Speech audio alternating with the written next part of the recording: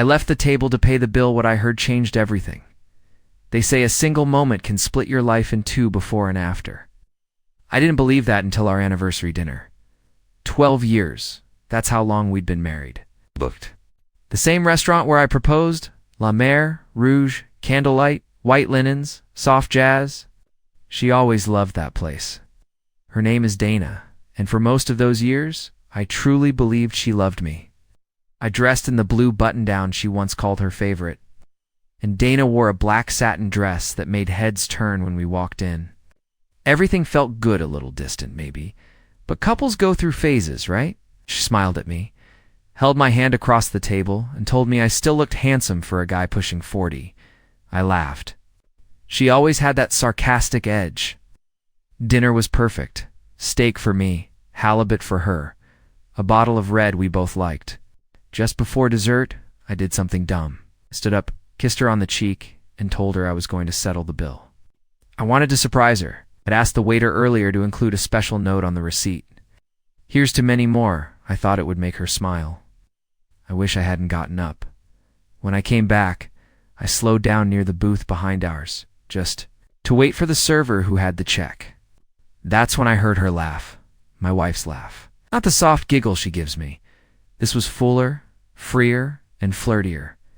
Then came the words, "You know, if he ever found out, I think he'd just quietly leave. He's not the kind to explode. He'd probably just disappear." Silence, then more laughter, not just hers. A man's confident, familiar. "That's what makes it easier, babe. You married a puppy, not a wolf." I froze. My brain was trying to tell me I'd misunderstood, that she was joking. It was about something else entirely, that she wasn't talking about me. But then she said, casually, like ordering another glass of wine, "This will be the last anniversary I fake." Something inside me shattered. I didn't go back to the table right away. I stood there numb, staring at the flickering candle in the booth's reflection.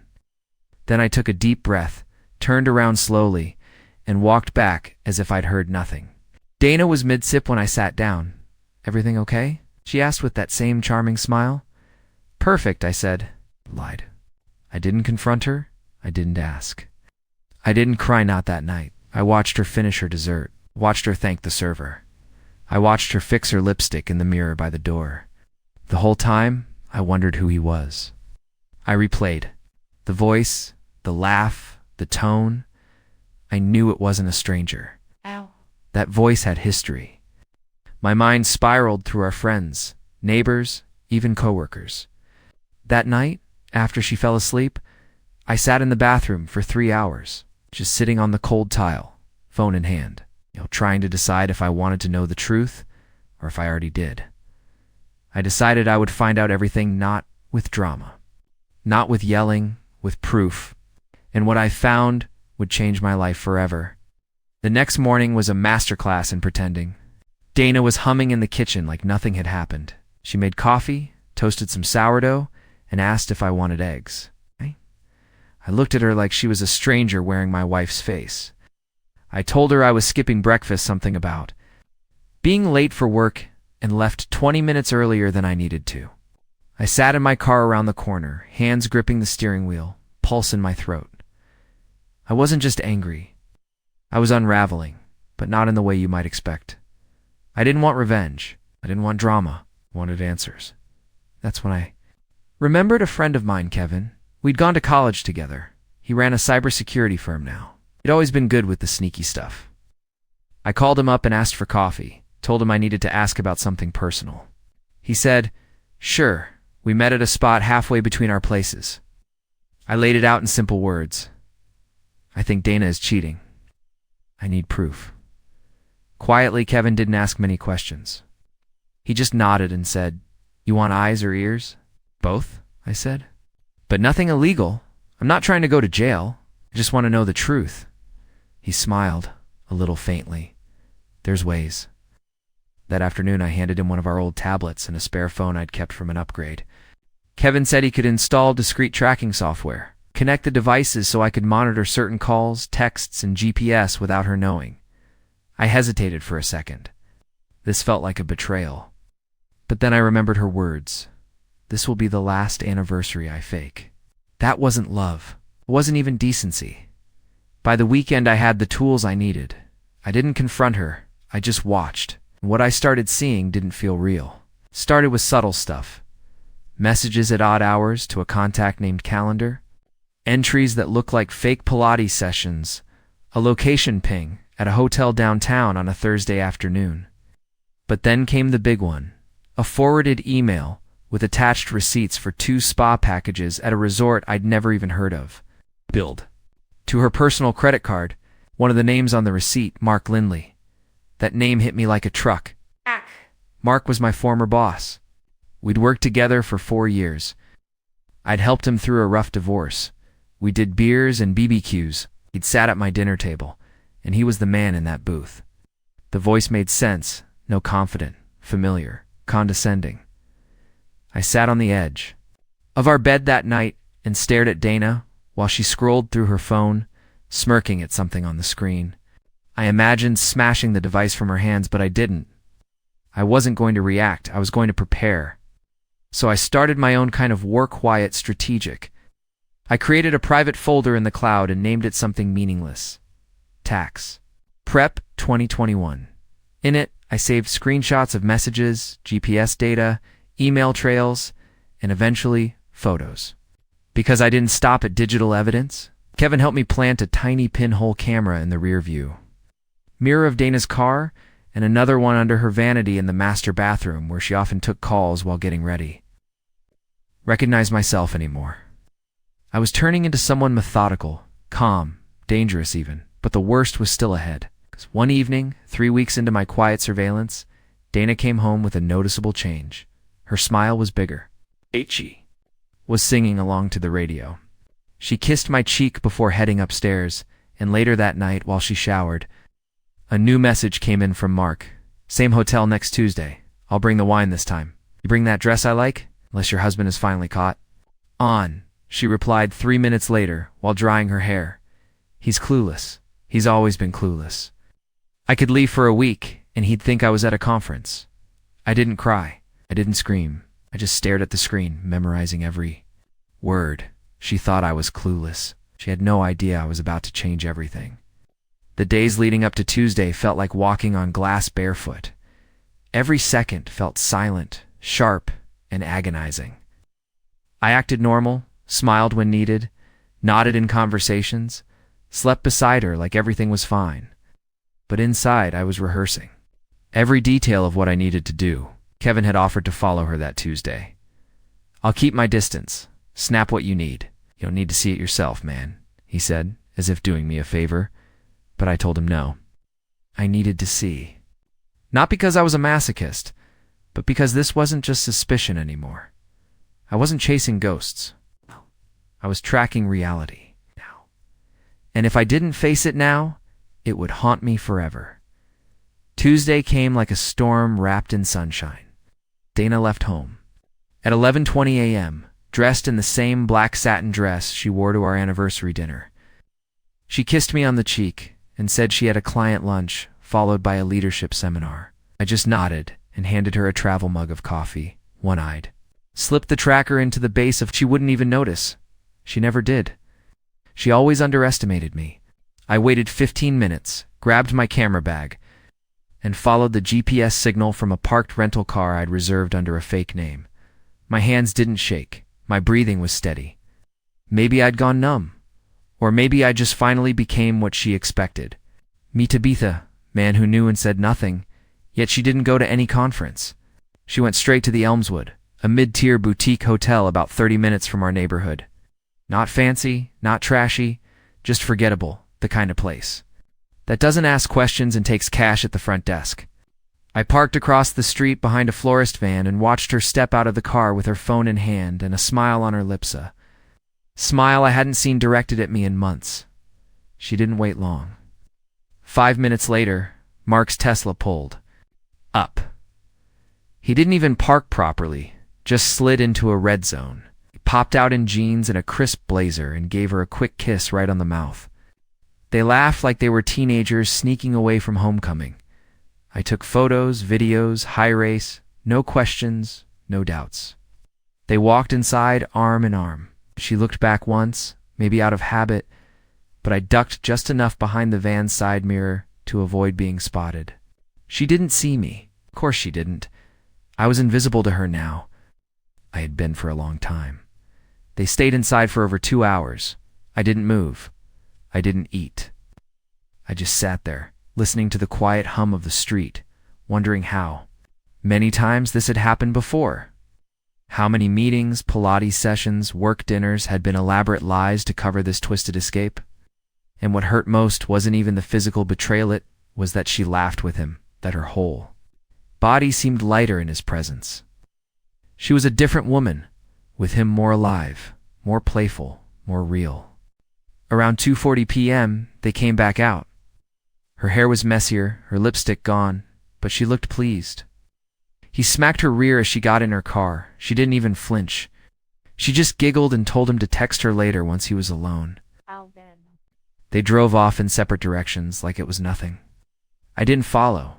I didn't need to. I had what I needed. That night, she came home around 6 p.m. with takeout in hand. Didn't feel like cooking, she said with a yawn.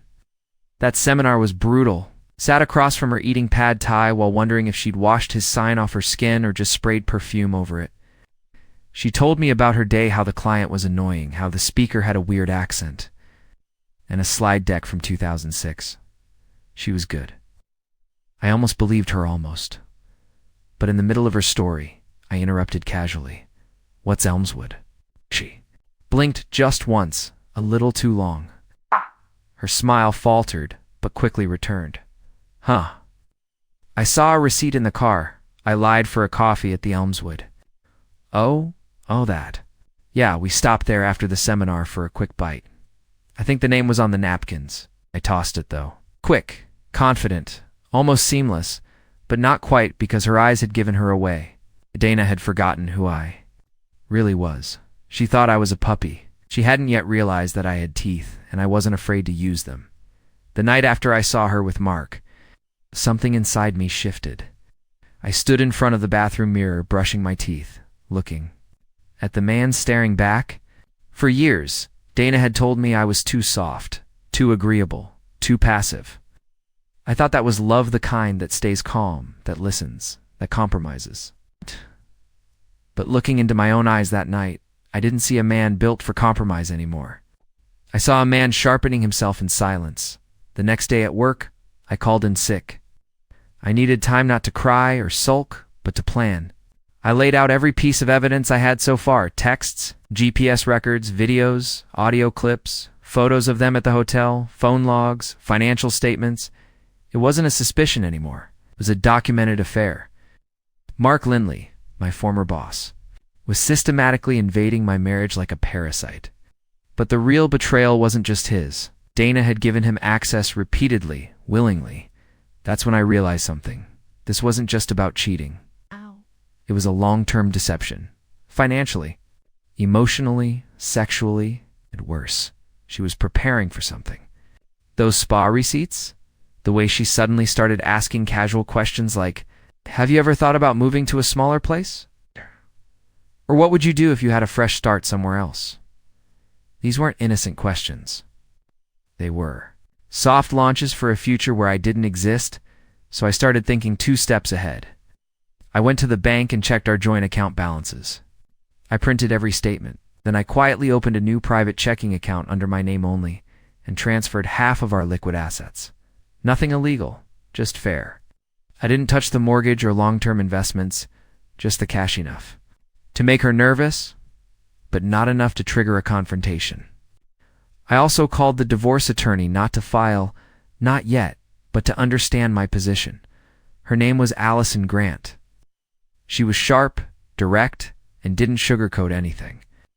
When you've got proof of adultery this strong, especially with financial misrepresentation, you've got leverage, she told me. But don't move too fast. Let her hang herself a little further. Remember that phrase, let her hang herself a little further. It stuck with me like a mantra, so I waited. Dana grew bolder. She started staying out late with colleagues. She began locking her phone when she never used to. She giggled at texts she didn't show me. She even started criticizing me more openly comments. about how I was too boring lately, how I didn't initiate anything, how she felt like we were growing apart. I agreed with her every time. "Maybe we are," I said once, just to see how she'd react. She smiled like I was making it easier for her. The next evening, I caught her leaving the bedroom while texting. I followed quietly, barefoot, just out of her line of sight. She went into the guest room, shut the door, and took a call. Kevin's mic, planted in the hallway smoke detector, caught it clearly. "I told you, he won't fight back. He's not built that way." Then laughter hers and Mark's. "He's like an old dog. He'll just roll over and let go." I paused the recording and stared at the waveform on my screen. Old dog, roll over, let go, that was it? That was how she saw me, but I wasn't done yet. Later that night, after she fell asleep, I snuck into the guest room and checked her purse. She never changed her passcode same for digits since college. I opened her phone and scrolled through her notes app. There it was, a drafted message to Mark. "If I move in with you after everything's settled, will your kids hate me?" Trying to imagine what it'd be like to start fresh, just us. I'm ready to be free of this life. I stared at it for a full minute. She had already left me in her mind. She was rehearsing the breakup. She had no idea I was rehearsing too, but mine was a performance with a twist. I wasn't going to scream. I wasn't going to beg. I was going to make her believe everything was perfect right until the moment I vanished, because Dana thought I'd disappear quietly. She had no idea how loud silence could be. If someone had asked Dana back then how our marriage was going, I'm sure she would have said it was fading, that I changed, that I wasn't as engaged anymore. And she would have been right, except she thought it was because I was slipping away. What she didn't realize was that I was dismantling my presence piece by piece. I started with the small things. I deleted old photos of us from my social media. Just a few at first, so it wouldn't raise flags. Stopped tagging her in anything. I removed our anniversary date from my bios. Then I backed up all of our financials, insurance policies, tax records, and property documents to an encrypted drive. Anything that had both our names on it, I made a digital copy and, in most cases, quietly filed for my removal. I hired a second lawyer, this one for estate matters, and began adjusting my will. The old version left everything to her. The new one didn't even mention her name. She noticed none of it. She was too busy pretending. One afternoon, she told me she'd be out of town for 3 days on a corporate retreat in Denver. I knew it was a lie the moment she said it. There was no work bag, no itinerary, no mention of who else was going.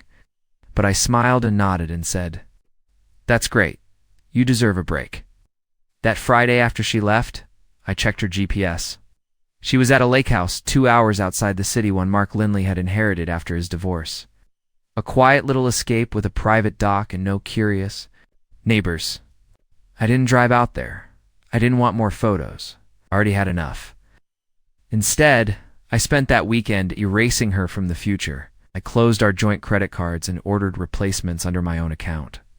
I boxed up the sentimental things, wedding albums, anniversary cards, the goofy keychains we got on our honeymoon, and put them in a storage unit under a rental agreement she'd never find. I created a new email address, set up a new phone line, forwarded copies of every relevant conversation and photo into a single digital folder labeled Truth. Then I wrote a letter. It was 3 pages long. I didn't pour my heart out. I didn't try to change her mind. I just told her what I'd seen, what I knew, what she had said when she didn't think I was listening. I listed the dates, the places, the moments. At the end, I wrote one line that I underlined 3 times. You didn't lose me because you cheated. You lost me because you thought I was too weak to notice. After the weekend, she came back tanned, relaxed, with a fresh manicure. She acted like nothing had happened, told me the trip was invigorating, and asked if I'd missed her. I said I had. She smiled, satisfied with the lie she thought had worked. But something changed in her after that. I think she could sense it, not in what I said, but in what I didn't. I stopped initiating conversations. I stopped sharing my thoughts. I stopped reacting, she noticed. One night, while we sat on the couch watching some mindless reality show, she asked, "Is everything okay with us?" I paused, turned to her slowly. Why wouldn't it be? She hesitated, her eyes searching mine for a hint of meaning, but I trained. Myself? Well, I blinked twice. No emotion, just stillness. I don't know, she said. You just feel distant.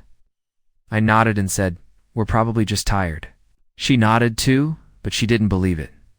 The next few days were quiet. She started being oddly attentive, bringing me coffee, asking about my day, even offering to plan a weekend getaway for us. I said it sounded nice. She smiled again. But behind her smile, I saw it. Uncertainty, maybe even guilt. Her fear, a crack in her confidence. She thought she was still in control. But what she didn't know was that I'd already booked a one-way flight. Set up a temporary place in another state, transferred what I needed, spoke to my employer about remote work options under a new identity, set up mail forwarding to a secure P.O. box. Everything was ready. All I had to do was wait for the right moment. And it came the day she made the mistake of inviting Mark over while she thought I was out of town. She didn't know I'd installed a motion alert system in the backyard. She didn't know I got the notification while sitting in a diner less than 10 blocks away. She didn't know that as they laughed in my living room, I was already on my way home. She definitely didn't know I had the camera rolling when I walked through the door. I don't think Dana even heard the door open. Maybe it was the music playing softly in the background. Maybe she was too busy laughing at something Mark had whispered to her while pouring wine into my favorite whiskey glass. Or maybe on this is what I believe she'd grown so confident in her lies that the idea of me ever walking in on them simply never crossed her mind. The moment froze when I stepped into the living room. I'll never forget how quiet it suddenly became. Mark turned. First, his smile dropped so fast it was almost funny. Dana, facing the fireplace, looked over her shoulder.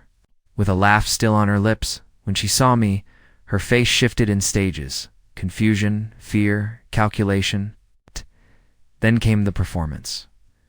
Wait, what are you doing here? She asked, moving toward me like she was expecting me to fall for the act. I live here, I said, calm as ever. Do you remember that? Mark stepped back, eyes scanning the room, probably looking for a way out. His hands were shaking.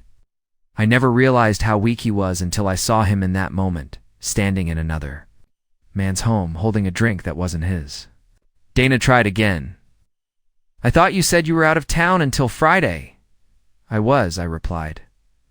Plans changed. I could have screamed.